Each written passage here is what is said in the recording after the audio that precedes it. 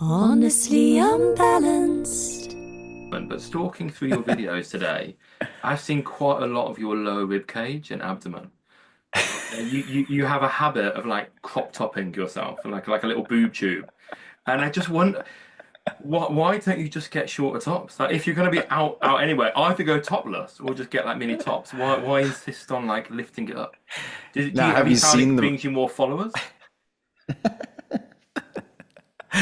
you know, I have not found that, but maybe, in order to find that, I would have to do a test where I didn't do Right. that. So since my whole brand is revolved around the crop top, I don't think I could do a controlled experiment. So maybe yes, maybe that's the truth. Did you It see works. the It works. see that my friend sent me a crop top? My friend No. Kyle said he's he sent me a crop top for Christmas with my Matt Giordano yoga logo on it. I could not pull that off anymore. There'd be a lot hanging out below that crop top at this particular season of my life. On a different note, biomechanics. Like a big thing of what you talk about now is biomechanics. It's all over your website. And I know you know what you're talking about. But Hmm. biomechanics is a word that is thrown around a lot, much like mobility. I think people are understanding mobility a little bit more now. Hmm. But for years, like, oh, I'm mobile, and actually, you were very passively flexible. Not you, but the person. So, how would you describe biomechanics? For me, I use that term as kind of a little interchangeable with a more, I would say I'm trying to use it as a more accurate way of saying body awareness because body awareness is can be a general term that could mean anything really. But what I mean when I'm talking about body awareness specifically is learning and developing the awareness of sensation when we move, understanding the movements that are available at our joints. Now, it's a little bit different than anatomy because I can understand intellectually what the movements are at my joints. Like I can say, okay, we have, flexion of the hip and extension of the hips. To me, that's a little bit different than integrating the sensational awareness of what those actions are. So for me, biomechanics, the way when I'm using, sorry, I just hit my guitar over here. When I'm using this term biomechanics, I mean how the body moves or how the body operates, which is to say very different than the word alignment. The word alignment can mean a couple of different things as well, and I like biomechanics better for what I teach because when we talk about alignment, a lot of times there's a context for right and wrong alignment, meaning there's a right way to do warrior two, there's a right way to do Tadasana, there's a wrong way to do these poses.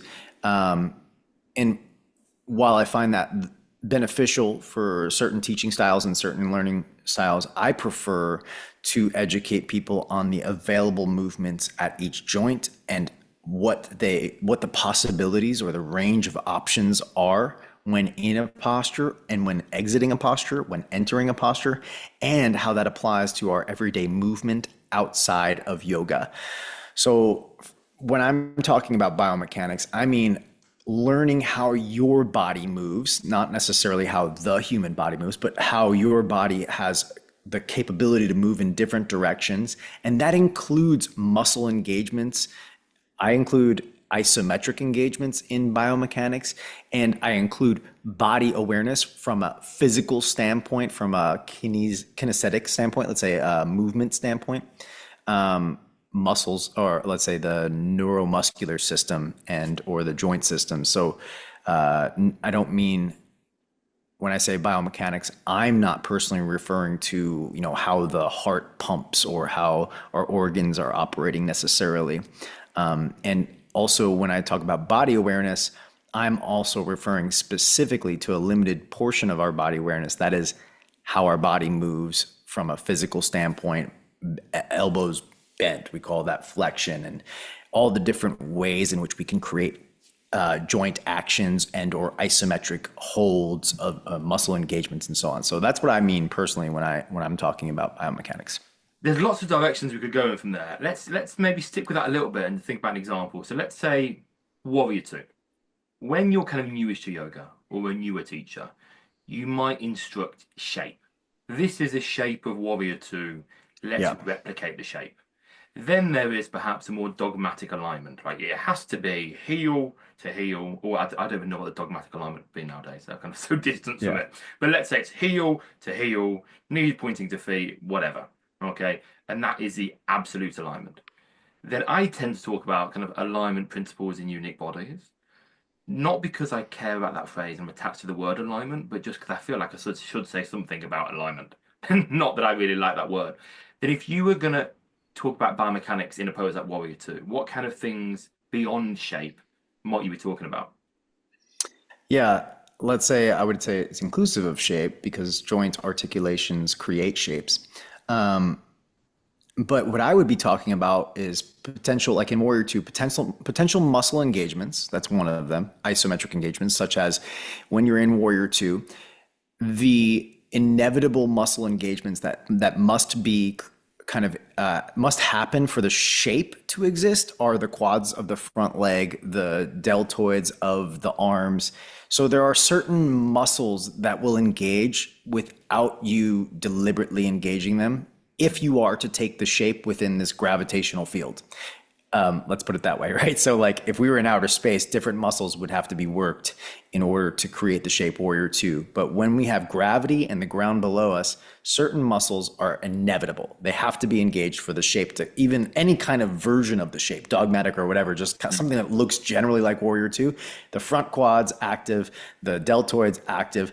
We know that those kind of have to be part of it. But then there's a whole host, there's all these other muscles that we have in our body that we have the opportunity to engage. And then we have all these micro articulations we can do, which we could call alignment, right? Where we can realign the joints in many different ways. And that not only has to do with alignment of joint to joint, meaning you could say do more anterior tilt of the pelvis, which would be to tip your pelvis forward like you're sticking your buttocks out. You could posterior tilt your pelvis more, which would be the tucking of the tailbone. Those are some alignment choices that I think are all valid. But you could also shift your body weight with gravity forward towards your belly side, back towards your buttock side, forward towards the front of the mat side, back towards your back foot. These are all things that I think are valid explorations and probably powerful explorations when in a posture like Warrior 2, which is probably, I would say, one of the more simple attainable shapes in the yoga practice.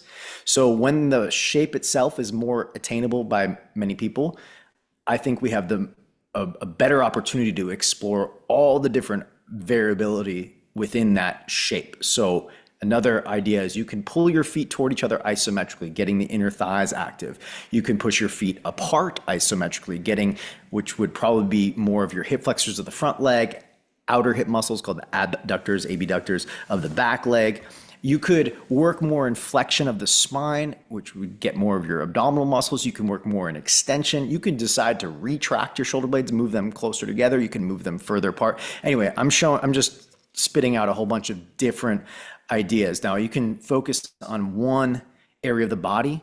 And I teach what's called Chromatic Yoga, and we do focus on one joint action or muscle engagement throughout a whole class. I wouldn't throw out all of these options if I was teaching a yoga class. I'm spitfiring here a little bit.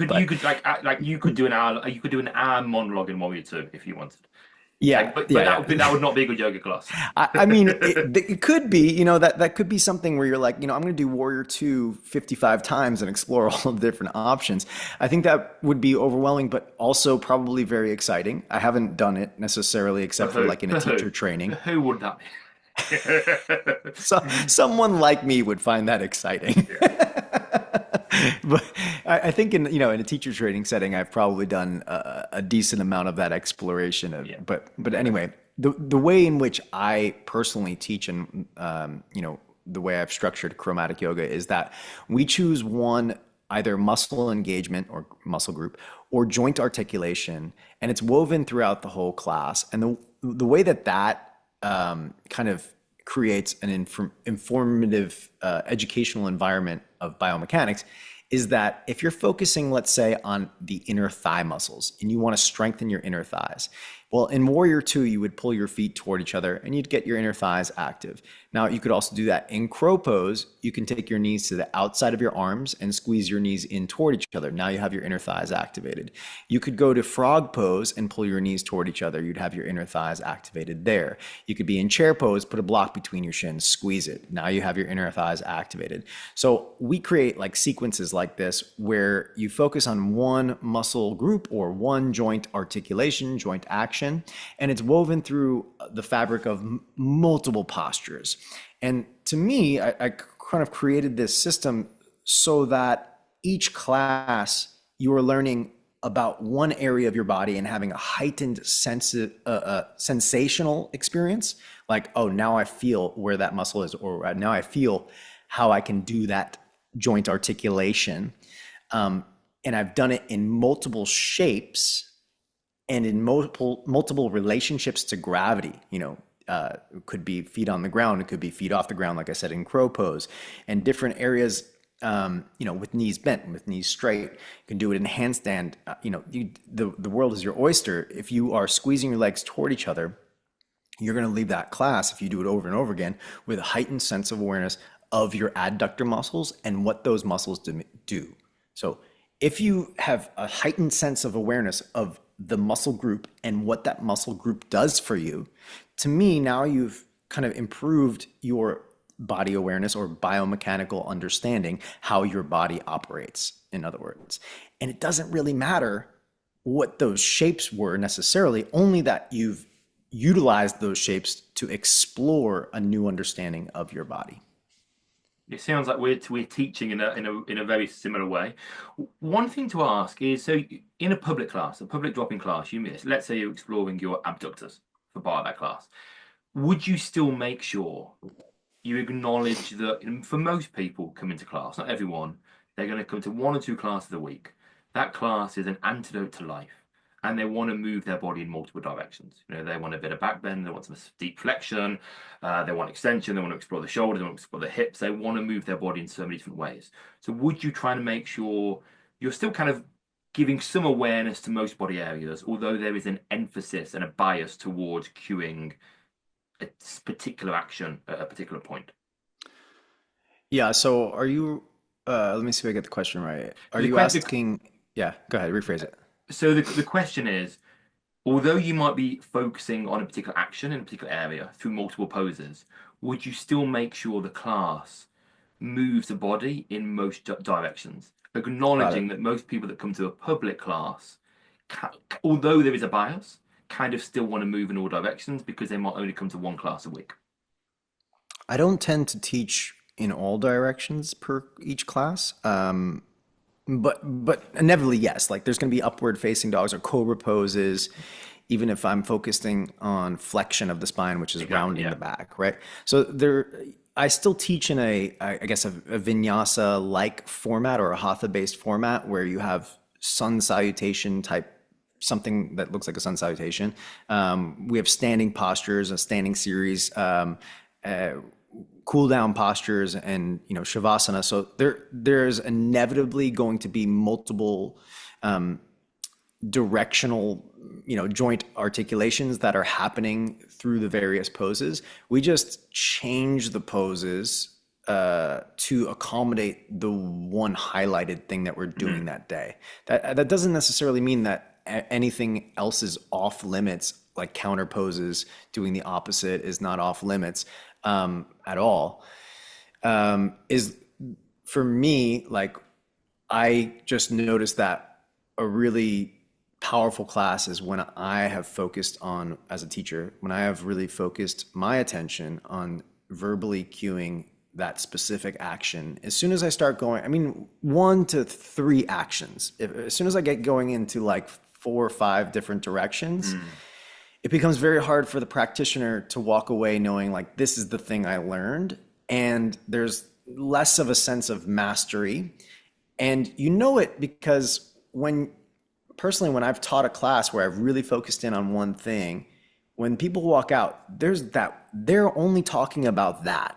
right? I mean, yes, there's other things. Maybe they felt like a certain energetic shift, or there's also a theme that I might weave through a teaching of yoga or whatever. But they walk out feeling that one muscle or curious, and their mind keeps going on it, right? And it's in this loop of like adductors, inner thighs.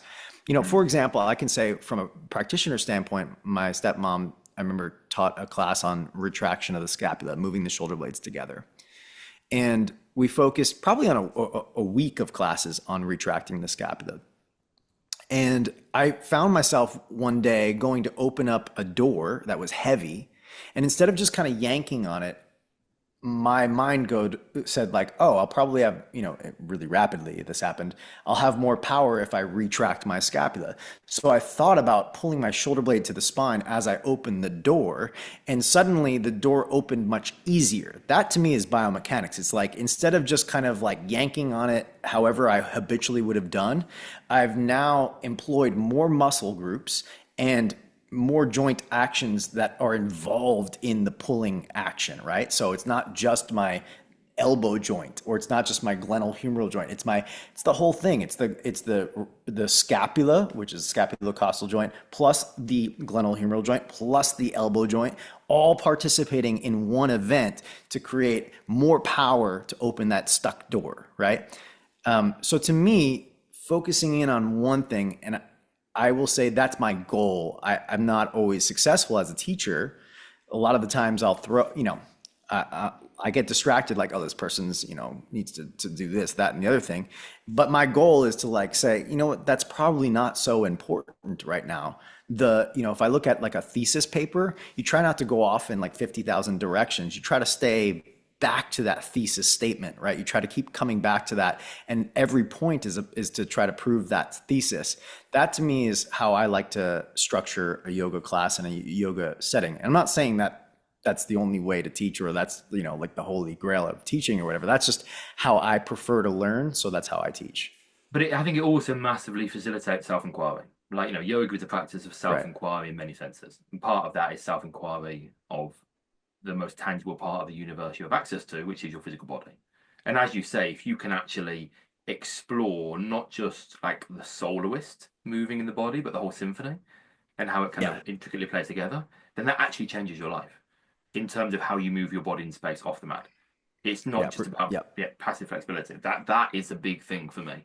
And I should just to drive that point home that you just said, like, the reason I limit or I try to limit as a teacher to say we're going to focus on this one thing is not to say that we just need to chop the body up into small little actions, but it's to add them up over time. It's for the purpose of mastery. So it's like, it's not that retracting the scapula is the most important thing. It's just that if I really know how to retract my scapula, then if I learn how to do extension of the shoulder next, and I really know how to do that, and I know how to do these two separate things, then I can put them together as a united front, versus if I'm unaware that I have retraction of the scapula available to me, then I'll just utilize the muscles that I always utilize. I'll be in my habitual patterns. So like what you said, self-reflection, swadhyaya, to me is the goal.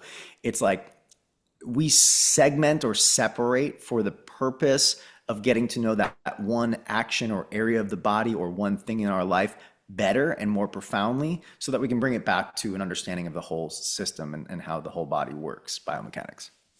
And I think it's nice to treat your students, as you say, as if they're going to be there each week and as if they're on a long-term learning with you, which often is a complete lie, especially if you're teaching in a big city. Like, you'll see someone once and never see them again.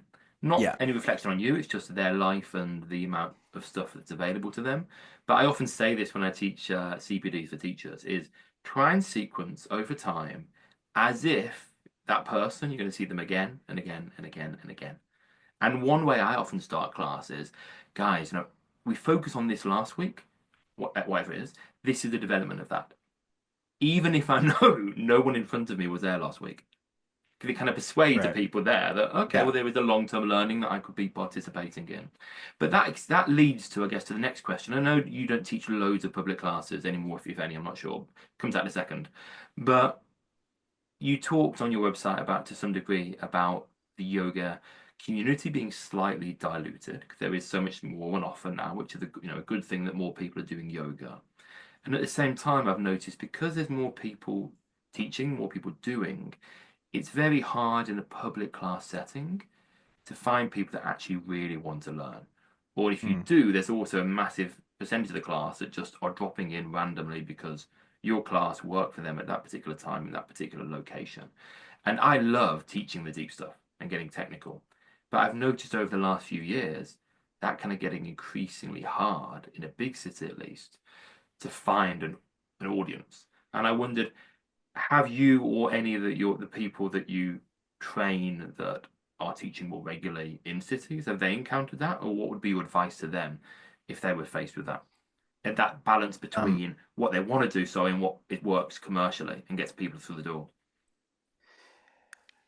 you know, what I've noticed, I guess I've been teaching since about 2008. So that's, oh, I guess, what, 17 years now. And I noticed in the beginning that I just personally felt like when I was teaching a lot of public classes, my value system of what I felt was a good teacher was someone who would impart information that can enable me my development. And I noticed that that's not right from the get-go. I noticed that that's not really the most popular. For example, I think that there are three types of practitioners out there. There's the physical sensation practitioners, the ones that are after the physicality. And I'm not saying this negatively by any means. I think there's just three types of people, and some are going to be more like, give me as many challenges as possible physically. Like I want to feel my muscles working. I want to do, like push-ups. I want to do more chaturangas, upward dogs. I want to do more down dogs. I don't care what the correct alignment is. I don't care if you have something spiritual to say. I want to feel my body, right? That's their value system. They want to feel their body. And I totally, I can relate to that because, the body is this magnificent beast that we don't really honor throughout the whole day. I think most of our life is set up, to take in information through the eyes and the ears, our senses, and our body can be asleep. So I think that there are, let's say 1/3 of the practitioners out there really just want to feel their body. Now, I think that there's another group of people out there that they want the emotional release where they're feeling swayed in their heart and they feel, the rise and the fall of different emotions in their system, where they're either brought to tears, laughter, joy, where they're really swayed emotionally, where they're connecting to they don't care if it's done through physical or if they're just doing kriyas and kundalini or they're flowing to music and whatever. It doesn't matter as long as they're moved emotionally. And then the third, I think, is the intellects, the people that are out there processing information. They want the how-to, the know-how. They want the information of what's happening physically or emotionally, and they want the descriptions. They want to hear the words that are explaining. Now, I think with those three types of practitioners in mind, of course, we all have a little bit of each, right? I'm not saying there's one or the other, though I presented it that way. I think there's certainly a way to cater to all of those, and I do try to a degree to cater to each side. Like I don't want to just sit there and explain. I've been in workshops and in classes. I'm an intellect, okay, so I like getting the information. But if you just lecture for an hour and 15 minutes and I was intending to do something physical, I will be annoyed. I've been in those classes where I'm like, okay, but can I try it? Can Yeah. I try? It looks good on you, but I would like to feel it myself. So I do need, as a student, some level of that physicality. And at the same time, I also want a little bit of a swaying of my emotional system. So I do want pieces of the puzzle, but I can say what really gets me like really excited is the information. So I could say as a practitioner, I honor that the highest of the three. I need all three, but I think intellectually I need to be stimulated.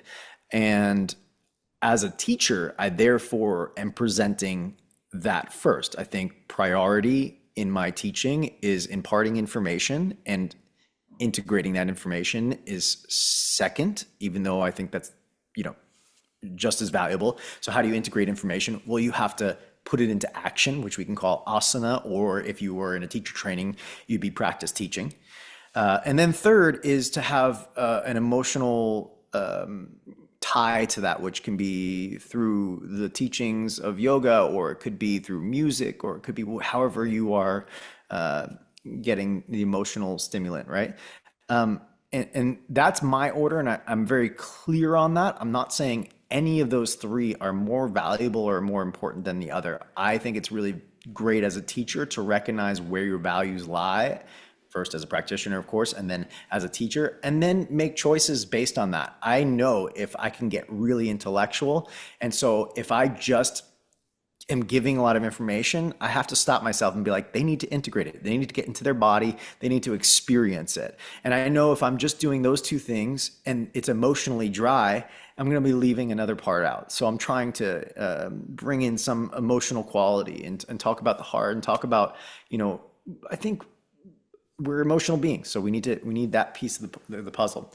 I don't really remember where this started off, but okay. I guess the question was, like, if you are mainly a teacher trainer and have been and teaching workshops, etc., but you work with people who are regularly teaching public classes, closely, I imagine. And I guess Yeah. I was wondering how they apply. Well, I'm sure they apply what you teach in their class, but I Yeah. wondered how it was received by the general public, given Gotta that go. Yeah. the yoga community is kind of so diluted now. And there used to be, I found at least, so many people in classes that really wanted to learn. And now all those people are still out there, but there's so many more people doing yoga now. Cool. Right. But it's very hard to find a class where you have a significant amount of people that want that learning. And there's an increased Yeah. amount of people that are newer and want to, they feel their body just through shapes. And when you start talking about muscular areas, I just kind of turn off a little bit and we should shut up. Yeah. And so that's why I brought the three learning styles, or three, you know, kind of practitioner styles, because I found in the beginning when not to disqualify what you're saying, but from my perspective, people didn't want to learn in the beginning as much as people wanted to move. I found the movers, you know, the physical were stronger anyway. And the way that I saw that was because I would sub classes when I was subbing people's classes. I would teach like them. That was just kind of one of the skill sets I tried to attain, which like, if I'm going to sub your class, I'm going to teach the way you teach. And I'm going to sub your class, I'm going to teach the way you teach. And I would go to those classes, I would observe them, and I'd figure out what they would do, what they would say, what they would not say. And I could say that, you know, the ones that were most popular were the ones that were like, you know, give that physical component and then some kind of emotional quality through the music. That was kind of like... No, that's still the case. I'm sure, I think that is still, but certainly in London, that's still the case. The most commercially successful classes are fast, hard, with music, and there may be at times a little bit of an element of either competitiveness or objective success. So it's something to achieve. Right. Yeah. Okay. So if I'm,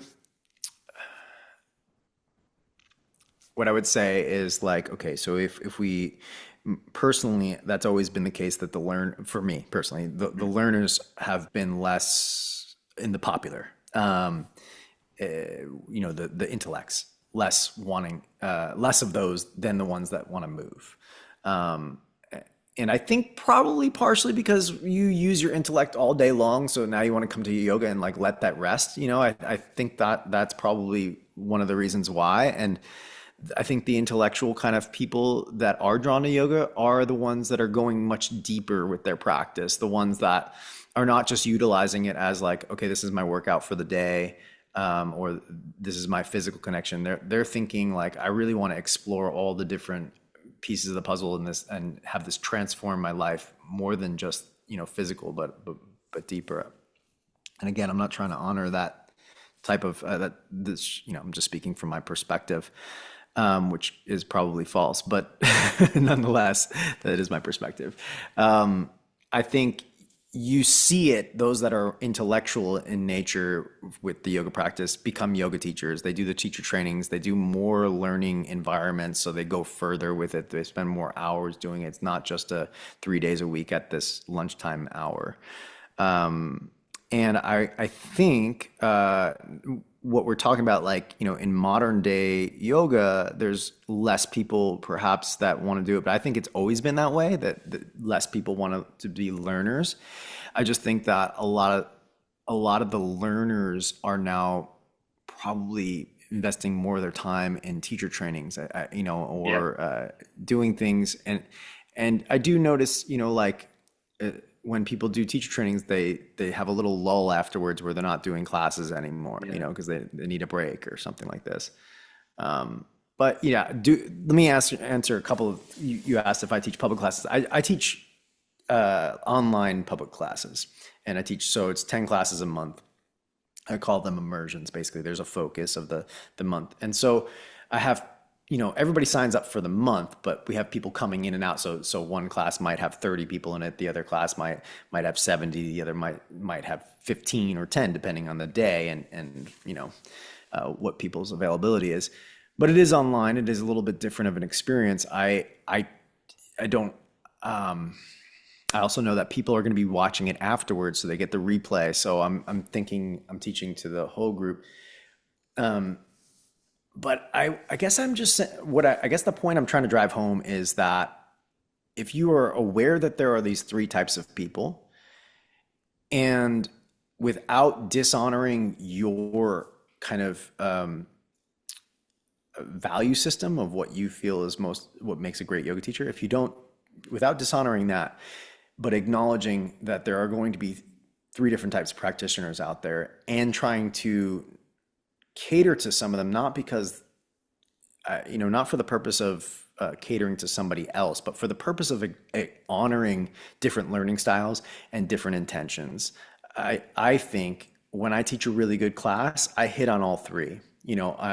I speak to the intellects, I speak to the physical practitioners, and I speak to the emotional beings. And I've found something that ties each of those learning types in. And I think those classes come out the best and probably are the most profound for everybody in the room. That's a sign of a competent teacher, I think. That's a sign of an experienced teacher that has worked their craft. Someone that has a bias, but can offer something to everyone. Let's shift gear a little bit. Yeah. And let's talk about things that you think are commonly misunderstood in terms of yoga asana and how the body moves, or it could even be as specific as cues that should be retired ASAP. Well, I got a lot of those, of course. I think it all or misunderstanding verbal cues and things like this, I think stems from having a blanket vision of what everybody's doing. And that blanket vision is sometimes very outdated, meaning, everyone has a sway back, so we all got to tuck our tailbone. That might have been true in the 80s. I don't really know for sure, but not really. The reality is most people don't have a sway back, at least right now. Maybe with the invention of standing desks. Hang on, rewind. What's a sway back? This is an Americanism. What's a sway back? Thank you, sir. It's like stuck in anterior tilt, meaning your pelvis is your low back is overly arched, right? And the strong use of tucking the tailbone, which I think is a great verbal cue and something that we need to do. This is why, kind of one of the reasons I created Chromatic Yoga was to create a system that tries to remove my own personal bias from the equation for both my teaching purposes and everyone else's. So, right now I'm going to be talking about my opinion. I think, in my opinion, more people have a overly flexed lumbar, and maybe L4, L5 perhaps might be hypermobile, but the rest are just flattened. Because we sit most of the day, the tailbone is tucked. Now, if you're not someone who sits most of the day, then that opinion does not apply to you, right? So I'm applying a blanket idea that most people now are not in that sway back position, not in that hyper lumbar lordosis, right? But previously, people like me were applying that same idea and saying, well, everyone's got hypermobility of the low back. It's everyone's in a sway back. Everyone's in that low back overextension, hyperextended low back. So let's tuck the tailbone, tuck the tailbone, tuck the tailbone, tuck the tailbone, tuck the tailbone, and everything's tucked, everything's tucked, everything's tucked. And it's like that to me is something. The premise of that is the problem, meaning if I just assume everybody needs to now untuck the tailbone, then I'm going to run into the same thing that I think other people ran into, which is you're giving a cue that doesn't apply necessarily. So what I try to do is observe and or give context for when it's time to tuck the tailbone. So I'll say things like this. Place your hand on your low back and observe, is it flattened or do you feel the vertebra, the bones of your spine pushing backwards towards your hand, or are they more inward where you can feel the muscle on either side of the spine? First, we develop an awareness of what is your back like. If you can feel the muscle and not the protruding bones, it probably means that you're more in anterior tilt or you're more in spinal extension. If when you touch your back, you feel the bones pressing back into your hand, that means you're probably more in lumbar flexion. Now, knowing where you are at, you can then make the choice, or you at least have a better opportunity to make a choice that's going to serve you into coming into more quote unquote balance, doing the opposite of what you're doing. So I like to teach from a standpoint of cultivating awareness of, and then what are the options, rather than, this is the cue that you're going to give all the time. The knee is over the ankle. What are all those little things? It sounds like you're empowering students with a why. It's not. I'm trying. That's my goal. And it's. Yeah. I think the way I sometimes phrase it is a discouragement of teachers to teach from a place of memorization. I think that's very common. People memorize cues without ever understanding the pose or questioning what they're saying, and they just eternally give that cue regardless of what's happening in the room and in the space. Yeah, and that's a very intellectual thing of you to say, right? It's like I want to know as a teacher the why behind what I'm saying and why I'm saying it. I want to educate my students on the why so that they understand not just the posture and a bunch of memorized, like alignment cues, but they understand when and why they should potentially make a change. That is only something that is, in my opinion, sought after if you're an intellect and you want to go beyond just like, I think a lot of times people memorize shapes and alignment cues because, hey, it's a lot simpler than understanding the ins and outs of your physical body, so I honor those of us that are like, let's figure out why we're saying it that way. And is it valuable? And is there a benefit? And then also it's okay to have your opinion and state it. If you think that people should be tucking their tailbone all the time, I think that's okay if you know the why. Yeah, completely. If you're saying it from like, not a rehearsed line, but instead of saying, but like from a logical standpoint of like, well, I see it this way. Well, then you're just doing the best you can to help people with what you got, and then we can have disagreements, I think, from that standpoint, and a really healthy disagreements, and I think that's good. But when it's just memorized cues, as you're saying, like pull your shoulders down, it causes stress and don't stress your neck out. Like that's a memorized cue that doesn't actually make any sense, right? That's just someone saying, well, when I'm stressed, my shoulders rise up to my ears. So it must mean if I'm in chair pose, if my shoulders are up, then I'm stressed. Like that doesn't make any sense. That logic is not.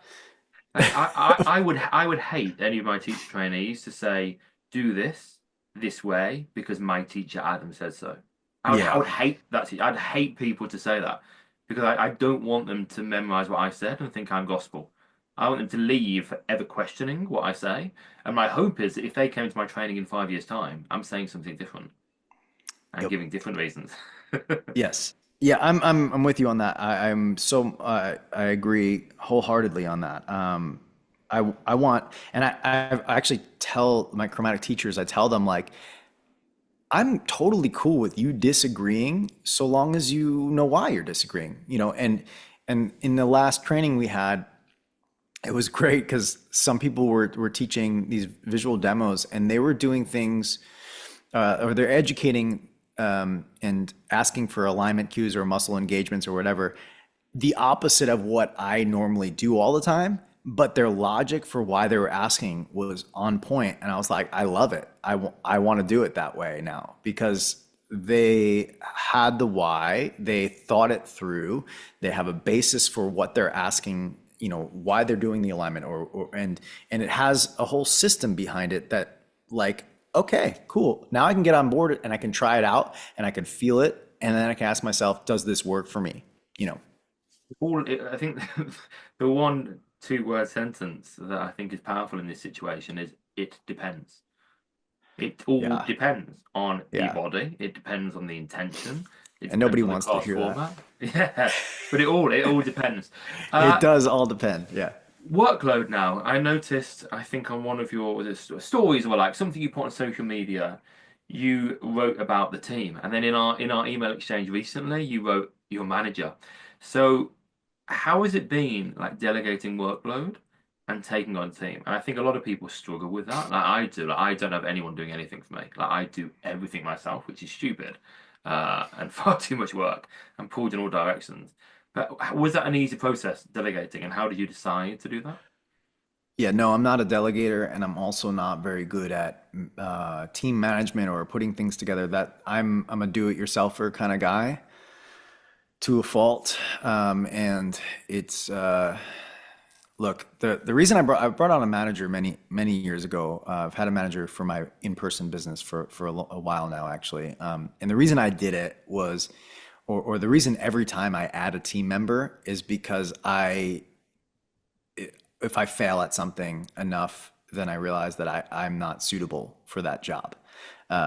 So I was scheduled to teach a Wanderlust in Canada and a festival, and then I was also scheduled to teach a festival with Dice and Bryony. They were leading a festival in California. So I double booked myself on the same weekend, and it was not good.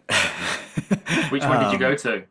I wound up doing both because Wanderlust basically moved one of my classes to Saturday, so I taught like 4 classes on a Saturday, and then Dyson Brownie moved all my classes to a Sunday, so I taught Wanderlust Friday, Saturday, flew overnight, a red eye to California, woke up or didn't wake up, basically just walked off the plane and then taught 3 or 4 classes in California.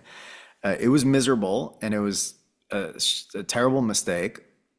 And I realized that like putting things in my calendar, as simple as that is, and scheduling things is just not a strong suit of mine. Linear type of scheduling, just not my thing. And I did work on it for a while, and I still am working on it as a human being. But I didn't want my business and other people that are involved in my business, like them, to suffer. So I brought on a management team at that time. Eventually got my new manager, Sarah, who she's been with me, I think, since 2016.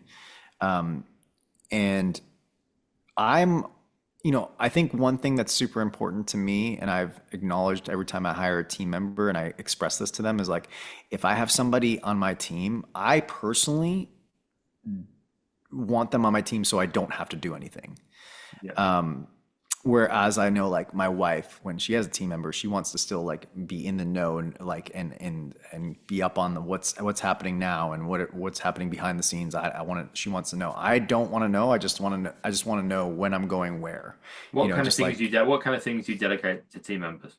okay, so what Sarah does is she manages my tour schedule. So anything live and in person, and then I have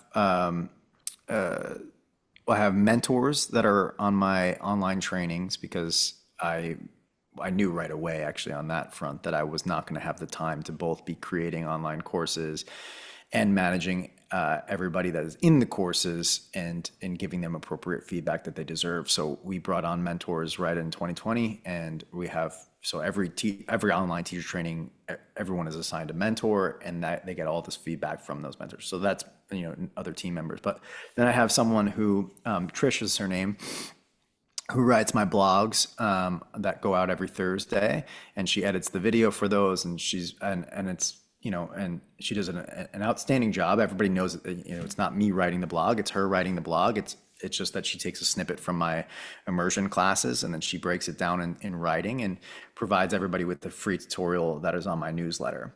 Let me think. So now with Chromatic Yoga, I was noticing, or it wasn't me noticing, my Chromatic teachers were like wanting more from the brand and the system that I personally just did not have the time to provide. So we created a board led by Rebecca Doring, who's a Chromatic teacher, and she created the ins and outs of the board and helped to then kind of pave the way for the next phase of Chromatic Yoga. And we now have 4 board members with different roles and different tasks. And, part of that was like, she came to me and was like, I think we should have a Chromatic board that could help us as a brand, as a business, to push things forward. And I was like, that sounds great, but I don't want to do it. Like, if you want to do it, go for it. I'll give you full reign.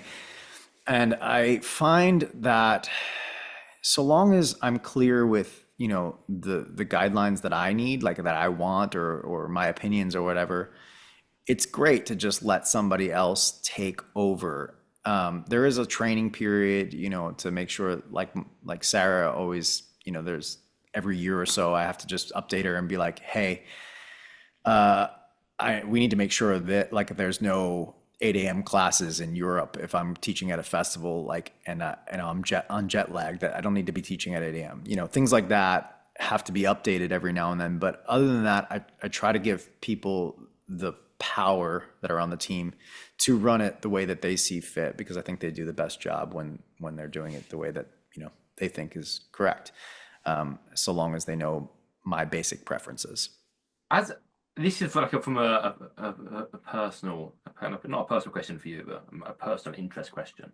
I would really struggle with someone having ownership of my diary, in terms of I want to be able to like arrange things to do with my wife or whatever. I would hate the idea of someone being able to choose what I do with my weekends.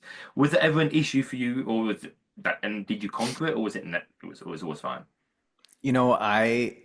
Before I was a yoga instructor, I was a musician, and in those years, we just simply, as a band, agreed that if it was a weekend, we expected to play a gig, and if we weren't playing a gig, we were. So I kind of learned how to surrender to that.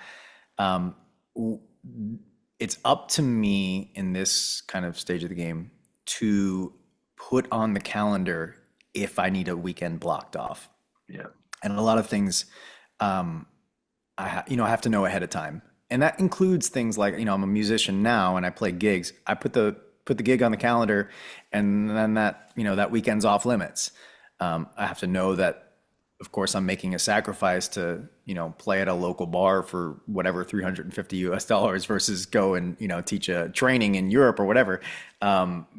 But that's my decision, and I have to make it ahead of time. That's part of my work as a scheduling, anti-scheduler, as I have to schedule things ahead of time. I know with my friends, if they're going to come up and visit, we got to schedule that months in advance so that, Sarah knows not to book that weekend out.